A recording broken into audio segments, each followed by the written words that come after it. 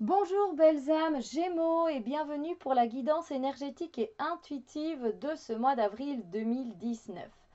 Bienvenue sur ma chaîne. Alors pour ceux qui viendraient pour la première fois, je voudrais juste faire un petit rappel.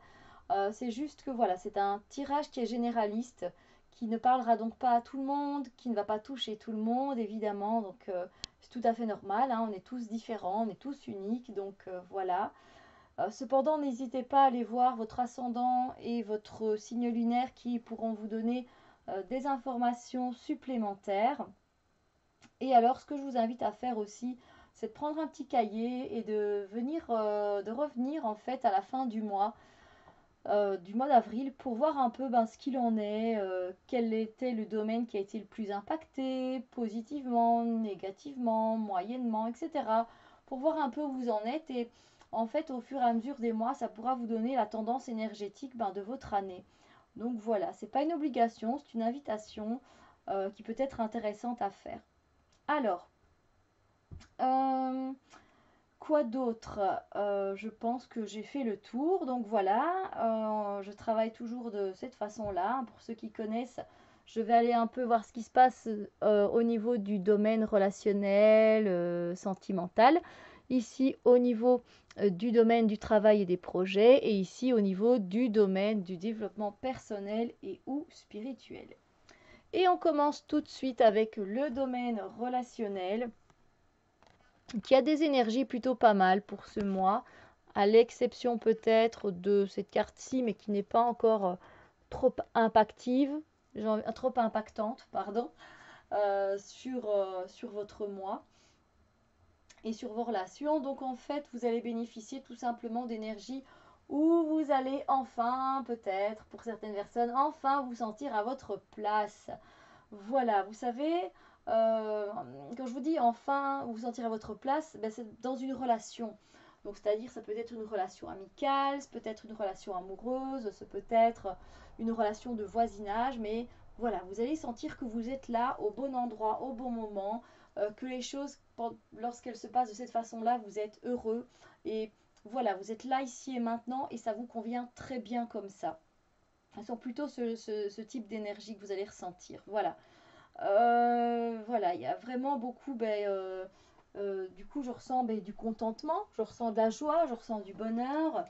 Voilà, parce que ça fait plaisir en fait de se sentir à sa place et pas être, vous voyez, en marge ou vous sentir totalement à part.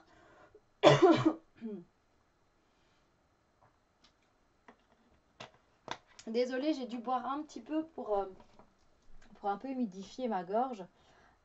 Voilà. Alors, donc voilà, donc un certain vraiment contentement, bonheur, plaisir d'être là.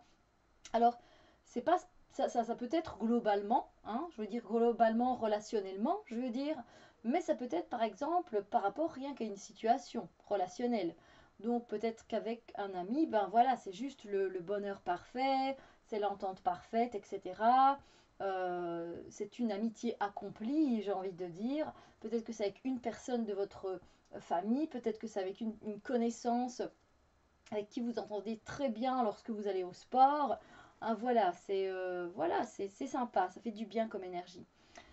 Alors, il y aura également des énergies où vous allez vous sentir en conflit avec une autre personne ou avec vous-même. Alors, pour ceux à qui ce sera avec une autre personne, eh bien voilà, vous serez en conflit, ou voilà, vous serez en désaccord avec cette personne, parce que vous avez votre façon de penser et l'autre personne a sa façon de penser, sauf que ça ne s'accorde pas particulièrement. Voilà, donc ça va donner naissance à certains conflits. Moi non, j'ai pas envie de faire ça, tu le sais très bien. Ben moi non plus, moi je préfère faire de cette façon-là, pourquoi toi tu veux pas? Et donc il y a une dualité qui s'installe avec une personne. Voilà, alors qu'elle s'installe longtemps ou pas, ça c'est à vous de choisir parce qu'à un moment donné, vous devrez prendre une décision. Alors elle n'est pas à prendre tout de suite parce que le 2 d'épée, en fait, vaut mieux toujours écouter son intuition. Donc moi, je ressens que voilà, il serait préférable de ne pas passer spécialement à l'action. D'accord? Bon, après, vous faites ce que vous voulez, vous le savez très bien. Alors, pour ceux qui vont être plutôt en conflit avec eux-mêmes, c'est par rapport évidemment à une relation, vu qu'on est dans le domaine sentimental et relationnel. Donc, il se peut qu'en fait vous posiez peut-être des questions. Voilà, votre mental, il se pose quelques questions parce qu'il a un choix à faire et qu'il est tiraillé entre deux options. Voilà, entre partir ou rester, entre faire plus d'efforts ou laisser la situation stagner comme elle est.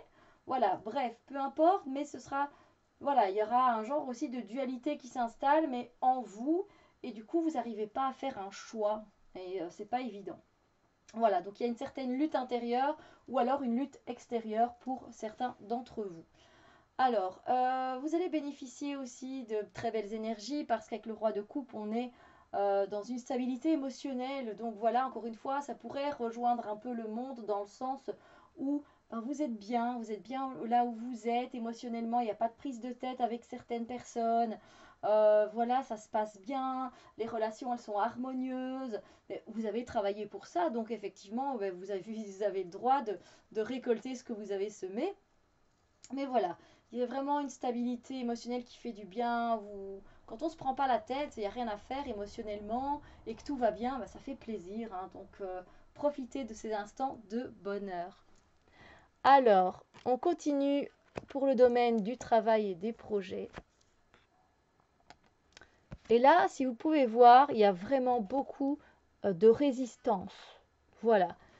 Par rapport au domaine du travail, vous allez devoir faire preuve de force et de courage, et même faire preuve vraiment de bonne volonté, prendre le taureau par les cornes et d'y aller, quoi. À un moment donné, mais je sens qu'il y a aussi ici une lutte. Vous voyez que il y aura le fait de persister, le fait de lutter, le fait de montrer de quoi on est capable. Euh, mais quelque part, ces énergies-là, ben, si elles sont là, c'est parce que vous devez passer par une expérience au travail qui vous montre que vous êtes capable de.